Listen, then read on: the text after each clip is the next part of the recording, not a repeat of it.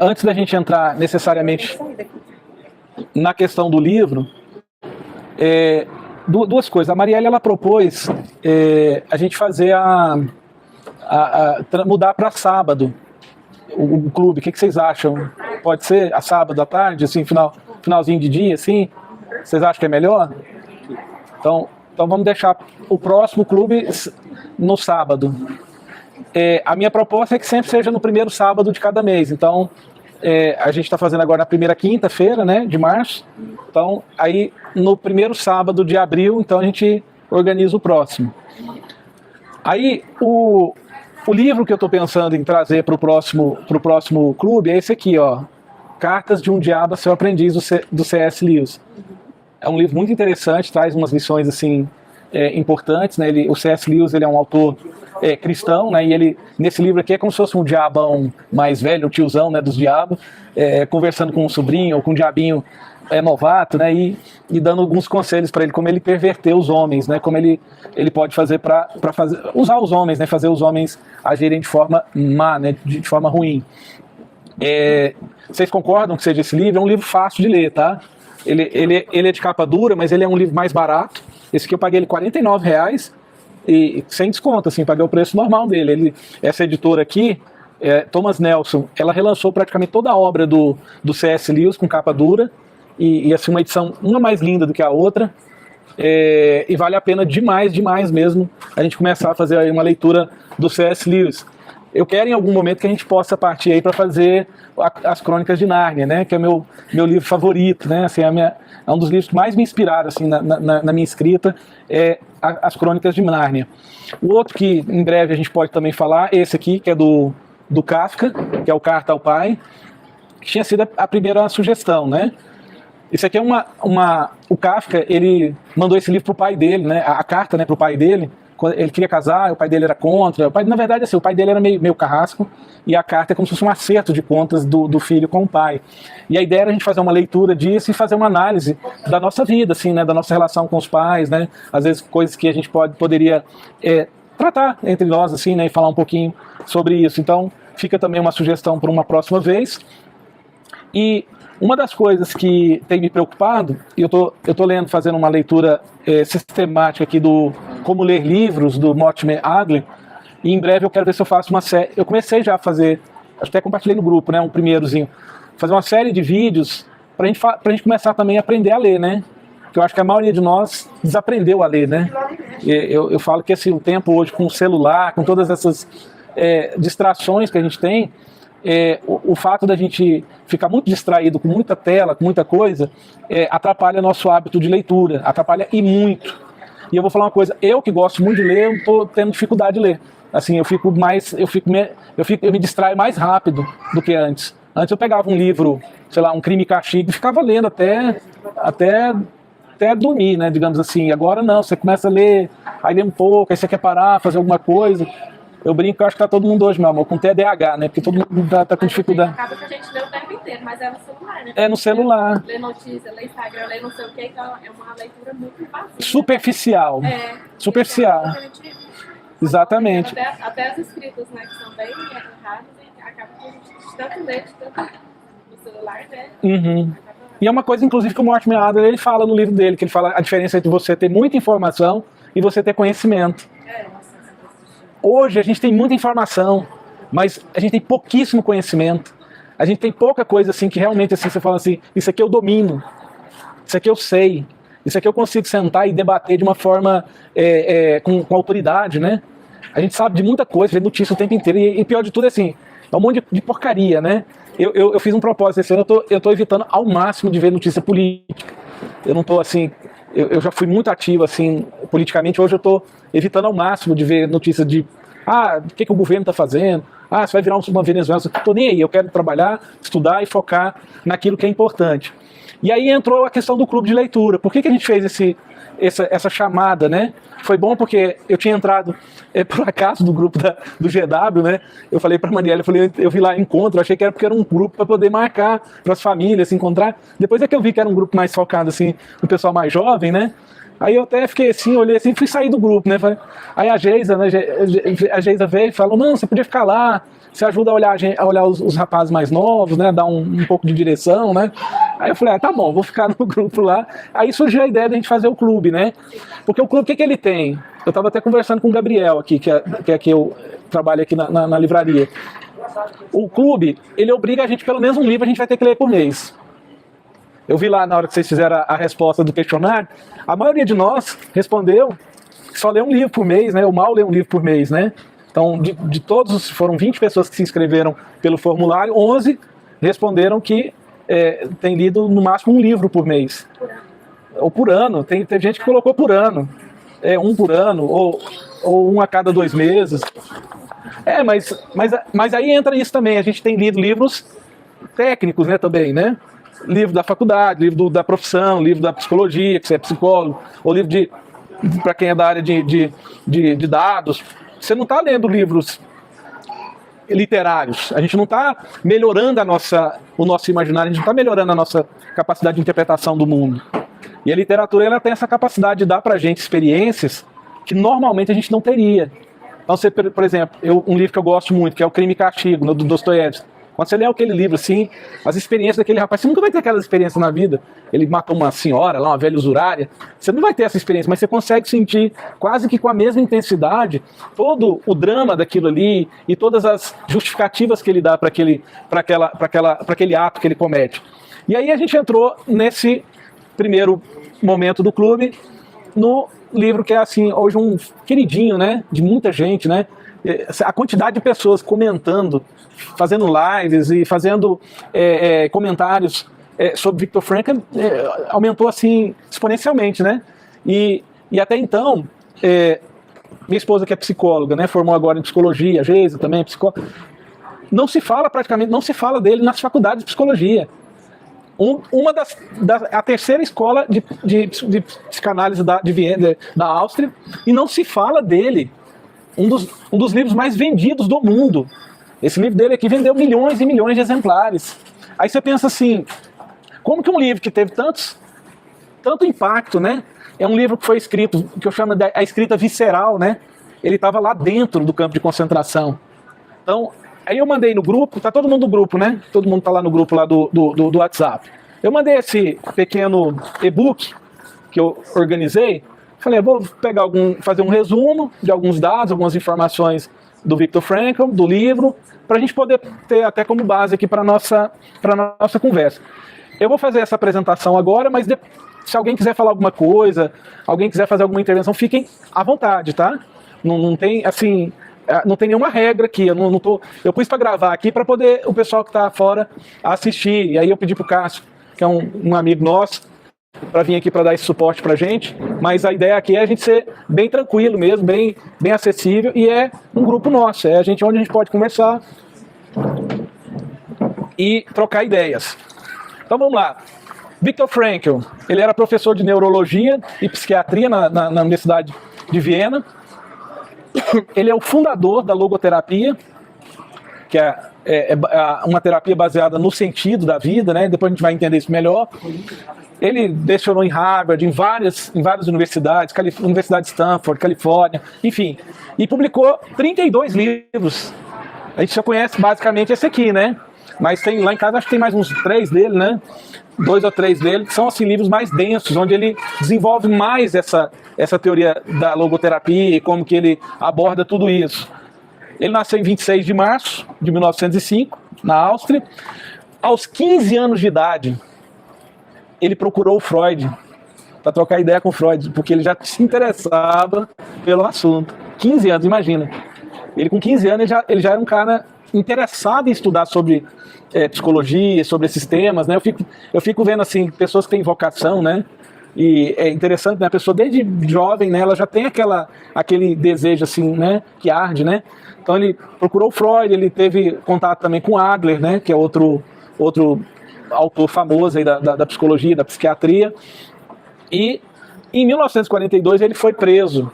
Ele passou por 4 campos de concentração. E esses anos que ele ficou preso no campo de concentração, ele deu um sentido para a vida dele dentro do campo de concentração, onde ele passou a criar a teoria da logoterapia. Toda a teoria que ele criou foi dentro de um campo de concentração. Ele tinha feito um manuscrito, estava no bolso dele. Quando ele mudaram ele de campo de concentração, tomaram dele, queimaram. Depois ele reescreveu, né?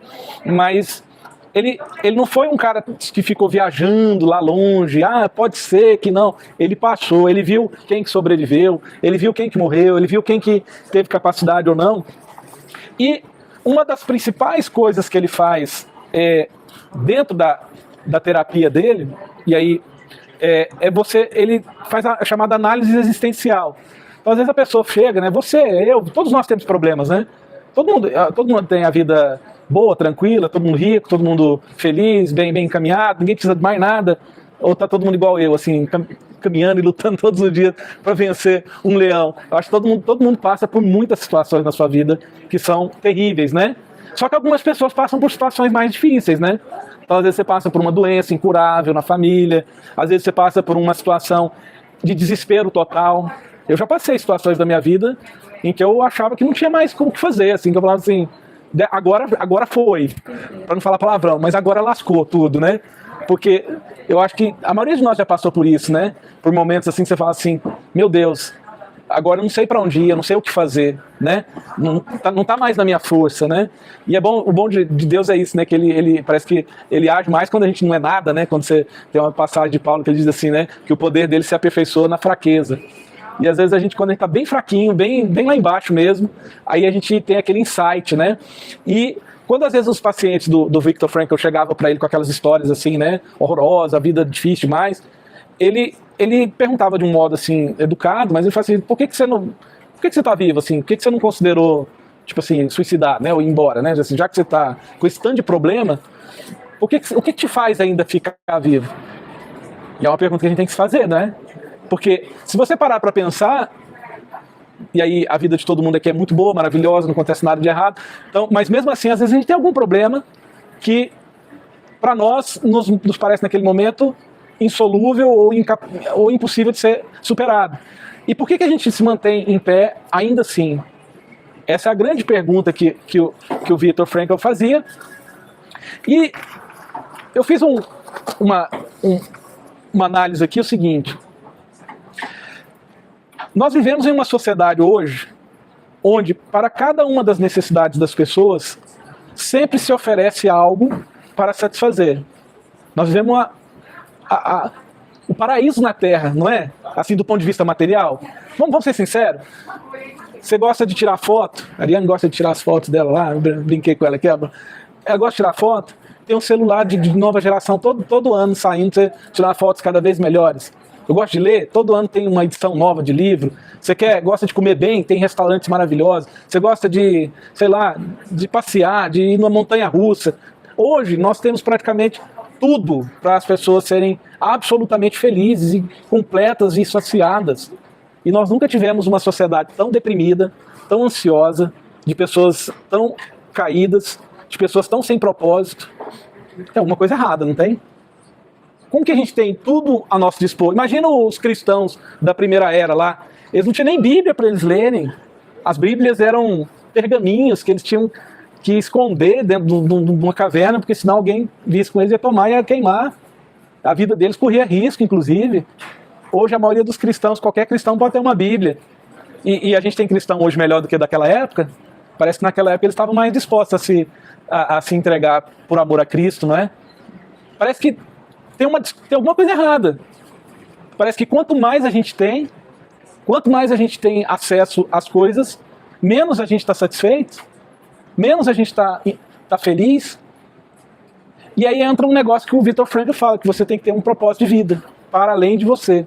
Um propósito de vida que saia da sua existência meramente material e que se materialize ou numa visão que você tem do futuro, ou numa visão que você tem do amor que você sente por alguém, né? Pela família, ou por um parente, ou por uma pessoa qualquer. E mais do que poder, dinheiro, coisas, prazeres, fama, o ser humano precisa, acima de tudo, de um sentido para a sua existência. E aí eu repito aqui, a gente vive uma epidemia de suicídio, de depressão, e o Viktor Frankl fala que o que menos tinha no campo de concentração era suicídio. Assim, as taxas de suicídio no campo de concentração, embora todos em algum momento considerassem ir para o fio, né? Quem lê o livro vai lembrar disso. Ele fala que em determinado momento todos os prisioneiros pensavam na hipótese de ir para o fio. O que era ir para o fio? Tinha os fios a secas, né? Elétricas, de alta tensão. Então, se você fosse para o fio, lá, segurar lá, você ia morrer eletrocutado. Então, mas apesar de todos passarem pela cabeça em algum momento isso, a taxa efetiva de pessoas que se matavam ali dentro era muito pequena. Na verdade, a maioria morreu ali, assassinado. Mas não é estranho que numa situação tão absurda, tão abjeta, tão elementar, onde eles eram despojados de tudo. Aí ele fala, o mundo no campo de concentração, ele fala de 3 fases das reações psicológicas dos prisioneiros. A fase que chamava o choque de recepção, né, quando eles chegavam, que era aquele choque de você chegar num lugar. Imagina você chegar num lugar, a pessoa fala assim, tira sua roupa, me entrega seu relógio, a pessoa já dá um tapa, você fala qualquer coisa, já leva um tapa na orelha e vai ali pro canto ali, você não sabe se vai morrer ali naquele lugar ali. Imagina a pressão psicológica de você chegar num lugar onde você não sabe se você deve sorrir ou baixar a cabeça. Eu lembro no exército, quanto menos você chamar a atenção, melhor. Quando eu estava lá no exército, tinha um soldado que era gordão, assim, grandão, era o que o povo mais pegava no pé. Tinha outro que era fortão, a gente chamava ele de segurança, era o prazer do pessoal fazer ele chorar. Embora ele fosse fortão, ele era o que mais chorava. Então eles faziam pressão psicológica nele o tempo inteiro. Aí tinha outro que era magrinho, feio. Então cada um tinha uma característica. Eu lembro que às vezes eu até tirava o óculos para andar lá para não chamar a atenção, porque, tipo assim, você tem que ser a pessoa mais comum possível no quartel para não sofrer ali a pressão ali dos antigos, né? E a mesma coisa ele descreve isso no campo de concentração. Você tinha que não chamar a atenção. E ele fala de um negócio, a segunda fase é a vida cotidiana, né, que é o dia a dia, e a última fase, o dia da libertação, que ele descreve assim como um dia, ao mesmo tempo assim, feliz, e ao mesmo tempo eles sentiram um vazio existencial quando saíram de lá. E quando você entra no campo de concentração ali, e que você sabe que você vai morrer a qualquer momento, que eles vão te matar a qualquer momento, ele diz que tinha também um fenômeno chamado ilusão de indulto. Você tinha sempre uma sensação de que ia acontecer algum milagre. Agora pensa a sua fé, você que tem, às vezes, fé. E você está numa situação que você não tem por que ter fé. Não tem por que acreditar que alguma coisa boa vai acontecer ali naquela situação. E mesmo assim você tem a ilusão de indulto, ou seja, você tem a sensação de que algo vai acontecer, que vai acontecer um milagre, de que alguém vai olhar para sua cara e falar, não, eu gostei de você, eu vou te tirar daqui, vou te levar ali para um canto ali, você fica escondido aí até passar tudo isso. Imagina essa sensação assim, o tempo inteiro, e você não ser correspondido, digamos assim, né? E ele dizia assim que o que restava para eles era apenas a existência nua e crua. E a pessoa despojada de tudo que a individualiza, e no lugar de um nome você recebia um número.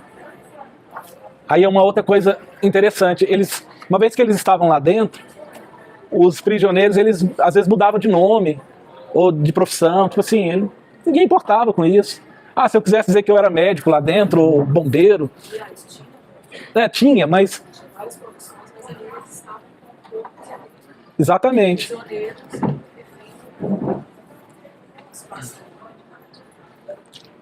Exatamente, tinha várias profissões ali, engenheiro, médico, tudo, mas só que não importava mais quem eles eram aqui fora.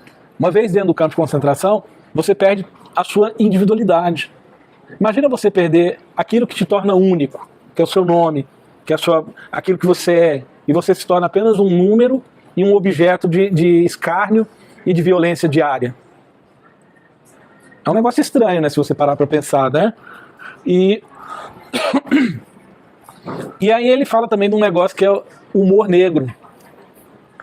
A importância do humor negro naquele momento.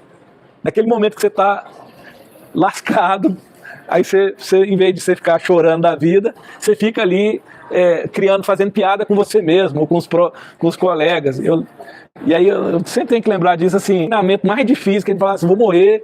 Aí sempre vinham umas piadas, uns negócios assim, bem pesado, e era assim, davam, digamos assim, nós estamos lascados mesmo, então vamos pelo menos rir disso aqui, né? Então, eu acho interessante essa observação dele, né?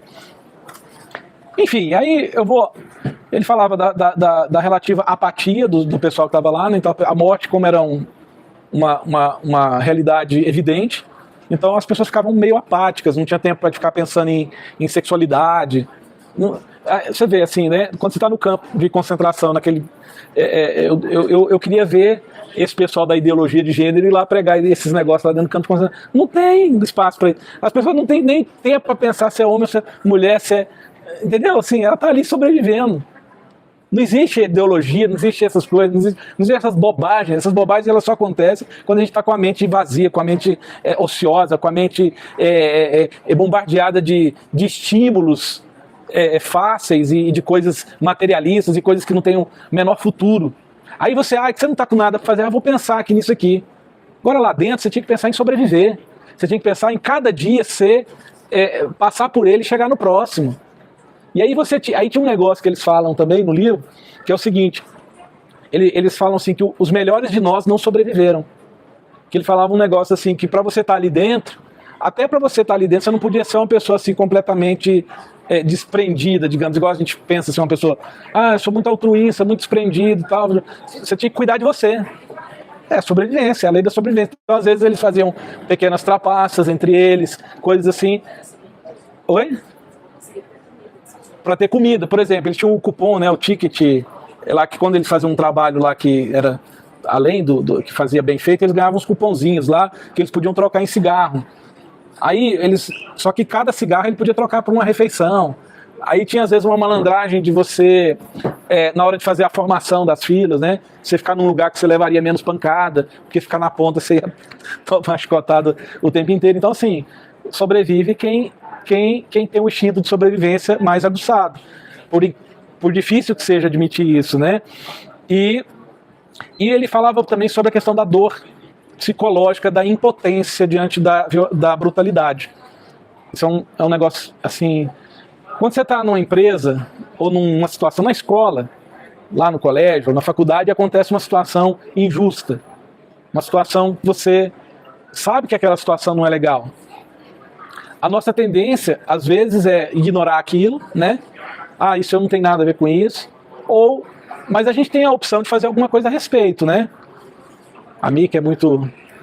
A minha esposa, ela tem um sentido de justiça muito aguçado. Eu também tenho. E aí é difícil quando você vê uma coisa errada assim, você ficar calado, não é? Quem mais tem esse... Mas imagina você estar numa situação onde você vê uma injustiça atrás da outra, uma sacanagem atrás da outra, e você não pode fazer absolutamente nada. Essa sensação de impotência. E injustiça com você. A pessoa fala assim, eu não gostei da sua cara, e te mete um chicotado, uma retada na cabeça. E você não pode nem... A própria situação toda era injusta.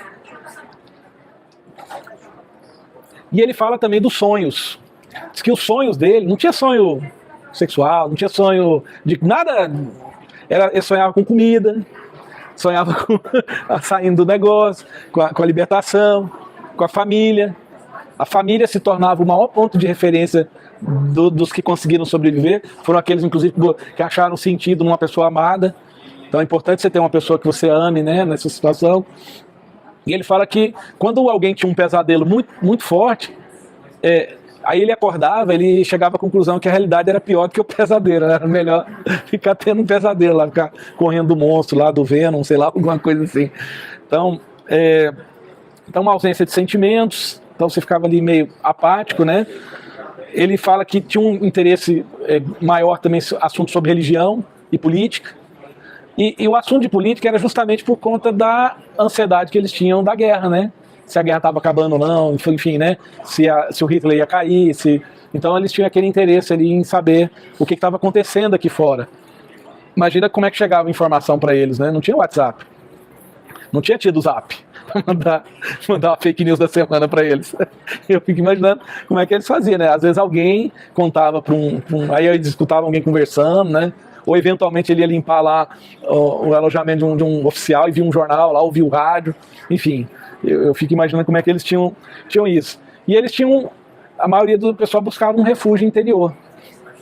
Então, pensar na pessoa amada era um tipo de terapia, e eles encontravam em algum momento, inclusive, tempo para pensar na beleza que o cercava. E ele descreve um momento lá que o pessoal chama eles lá, eles estão lá super cansados, final de dia, e alguém chama eles lá, o pôr do sol, tal, e eles vão lá, todo mundo vê um pôr do sol maravilhoso.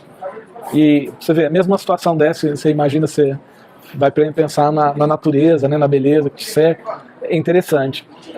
Eu fiz dentro da apostila aqui também, um comparativo aqui do Frankl versus Freud. O Freud, concorde-se ou não com ele é um dos autores mais importantes quando a gente vai falar sobre psicologia, psicanálise, né, enfim, sobre esses temas. E ambos, eles tinham o desejo de curar as neuroses das pessoas. Todos nós temos neuroses, né? Temos manias, temos problemas, temos situações que nos afligem, né? E eles, tanto o Freud quanto o Frankl, se ocuparam de tentar achar uma saída para isso.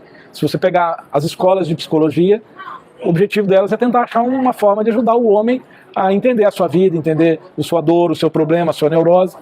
Só que o Freud, ele atribuía como raiz das desordens a ansiedade provocada por motivos inconscientes e conflitantes. E Freud, ele dava muita ênfase para as neuroses de ordem sexual, né?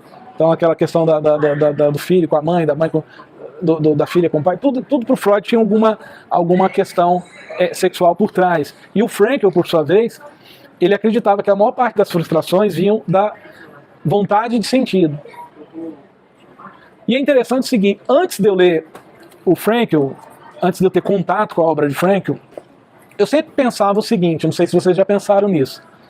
Quando eu vi alguém assim, deprimido, ou não aquela pessoa que tem um problema fisiológico, né, que tem tipos de depressão que são fisiológicos, a pessoa ela tem uma depressão que é algum problema ou no cérebro, ou algum problema hormonal, mas aquelas depressões às vezes mais leves, ou a depressão que a pessoa...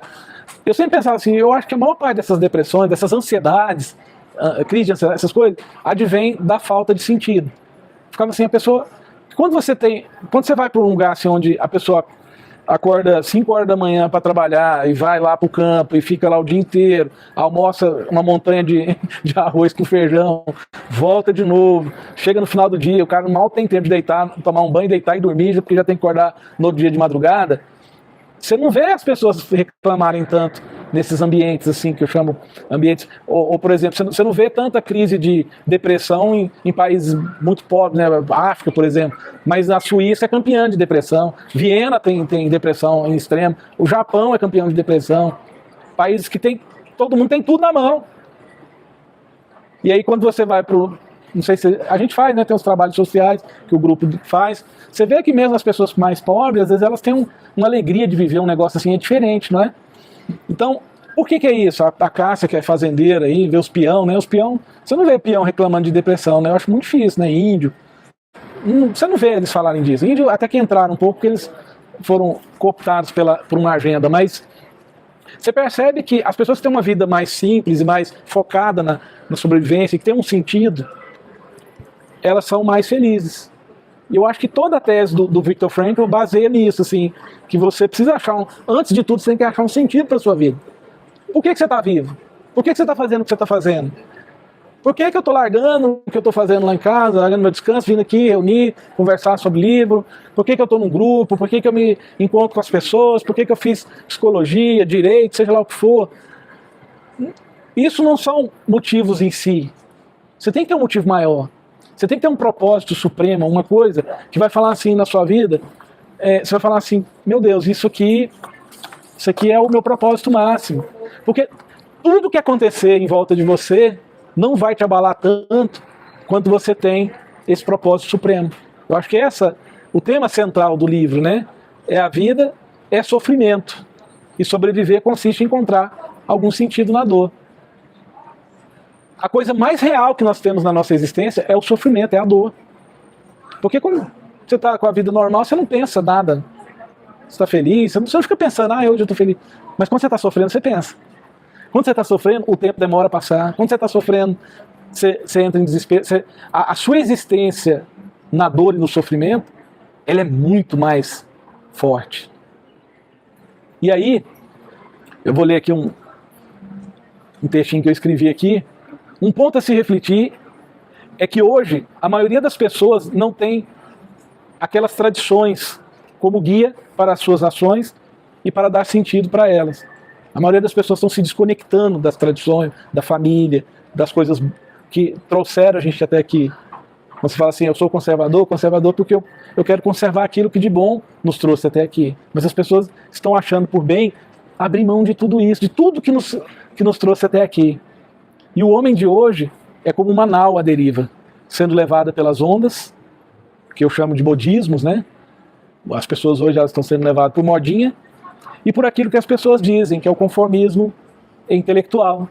Você não é mais a Cássia, mulher bem definida, não, você é um ser que alguém disse que você tem que ser. Você não é o Cássio, o Cássio, né? Você não é a Mirelle, a Marielle, você não é mais isso. Você é eu posso ser o que eu quiser. É um conformismo, não à realidade intrínseca e real da sua existência, mas é um conformismo a uma fantasia que criaram a seu respeito e a respeito da sua existência. E olha o quanto isso é grave. Olha o quanto isso pode destruir toda a humanidade. E de fato já tem destruído. E a ilusão de que a gente pode ter. Exatamente. E a gente não pode ter. E aí o Frankl ele fala de uma frase do Nietzsche, que é: quem tem por que viver pode suportar quase qualquer como. Quando você tem o porquê viver, o porquê estar aqui, quase tudo é fácil de se suportar. E eu acho que a gente pode encerrar essa parte aqui. E eu fiz no finalzinho aqui eu peguei no Wikipedia mesmo a definição aqui de logoterapia e análise existencial. Quem quiser depois estuda lá, vê. Mas basicamente é isso que eu queria compartilhar com vocês da minha leitura. Tem muito mais coisa. Esse livro aqui é... Fala mais alto um pouquinho. Na realidade, o Victor Frankl, tinha um desespero enorme. E o Victor Frankl fala muito de desespero, de crise existencial. E uma frase que eu sempre marco muito, ele fala assim: o desespero é o sofrimento sem sentido. Assim como, né, falando da vida de sentido, até no sofrimento, a gente tem que ter um sentido. Até nas coisas ruins, a gente tem que ter um sentido. Muito interessante isso. Eu sempre falo, né, assim, eu tive uma vida difícil. Minha vida foi extremamente difícil, tem sido até hoje. Se eu não tivesse encontrado um sentido para minha existência, um motivo para eu estar vivo, um motivo para eu continuar lutando, por que eu estar aqui? Porque quando a pessoa se desespera, é porque ela não enxerga o sentido. Exatamente. Você já olha assim, né, o seu sofrimento, vê o sentido, É. um propósito. Tomar a sua cruz, né? Se alguém quiser fazer alguma consideração, falar, Marielle, não sei se você quer falar alguma coisa. Tomar a Cássio. sua cruz para que você... Hoje eu vi uma frase ali, mas eu não estou conseguindo, estou tentando ver falou sobre essa frase, mas é mais ou menos assim: se você não tem capacidade de carregar a sua cruz, né, de suportar o peso da sua cruz e vencê-la, dizer vou carregá-la, você acaba sendo esmagado por ela. Porque a cruz, nossa, é a nossa vida, né? Os problemas, os outros. Você acaba sendo esmagado por ela. Você não tem força de falar. Sabe o que é interessante no livro, assim, de Carson? No dia que eles foram abertos, muitos queriam assim, suportar, porque estavam clamando para fazer também maldade contra os nazistas. Mesmo o ódio que tinha, às vezes no nazista, alguns judeus que saíram do corte de concentração, alimentaram esse ódio que você assim, agora é nossa vez. Acho que talvez se querer também pensar, vocês fizeram a gente sofrer, agora também a gente vai fazer vocês sofrer. E de fato teve grupos de judeus que fizeram os chamados justiçamentos, né? Até fizeram um filme, assim, que é meio mambembe, mas aquilo ali aconteceu de alguma forma. Que é aquele acho que é do Quentin Tarantino, né? Que é do Brad Pitt, que eles são caçadores de nazistas, que eles vão... e tem várias histórias reais, assim, do Mossad, né, desse pessoal do serviço secreto, que eles foram, de fato, atrás de muitos... Porque o que aconteceu? Quando terminou a guerra, muitos daqueles comandantes de campo de concentração, muitas pessoas que fizeram aquilo lá, sumiram, né? Eles viram que eles iam perder, eles mudaram de roupa, tiraram o uniforme e se misturaram no meio da turma lá e sumiram. E de fato teve muita gente que partiu para essa parte de de vingança, né? De Tem um simplesmente. filme que não é nem vingança, que era até interessante também sobre essa história dos judeus, que como eles saíram e fizeram isso aí, se disfarçaram, voltaram assim, foram para algumas cidadezinhas e foram ser açougueiro, comerciante, mas uma vida ali tranquila no interior da Alemanha. O Mengele veio para cá, né? E aí, o que aconteceu? Se colocou uma parte sobre isso, de que realmente havia existido o Holocausto, né? Assim, para algumas regiões e tal, em alguns lugares por ali. E aí, alguns vão começando a identificar, mas teve isso, né? E aí foi identificando com o açougueiro, cara, aquele açougueiro campo de concentração, aquele farmacêutico, cada terreno dele, e é um filme interessante que eles vão realmente descobrir. E aquela série também, né, do Prime, dos caçadores de nazistas lá, como é que é o nome dela? Que é com aquele ator bom, sem ser o Robert De Niro, aquele que sempre faz, Al Pacino. Um filme, tem uma série boa no Prime também. Os Caçadores, ou A Caça, alguma coisa assim. Tem que deixar no ar uma pergunta, pode ser também uma opção, uma sugestão de outro livro. Por que o nazismo ele é tão colocado assim como uma coisa tão horrível que matou pessoas, né? Fez, e o comunismo não? Os comunistas são bons de propaganda, né? Por que e matou muito mais, se você for olhar a história São mostra que eles morreram. E de forma tão cruel quanto, né? É igual assim, eu fico pensando assim, É um bom ponto de partida. quando eu era jovem, eu comecei a ler um livro do Che Guevara, que era ele e o amigo dele lá, assim, uma história romanceada. Eu falei, nossa, mas esse cara era legal, né? Muito bacana, né? Aí tinha aquela. Não cheguei a ser comunista, para dizer assim, mas assim, tinha aquela ilusão, né, de que era bonito, né, o que eles estavam fazendo. Só que o livro não conta quem que era o grande filho da mãe do Che Guevara. Então, assim, o lance é que os comunistas são bons de propaganda. Eles escrevem muitos livros, eles fazem romances, eles criam narrativas.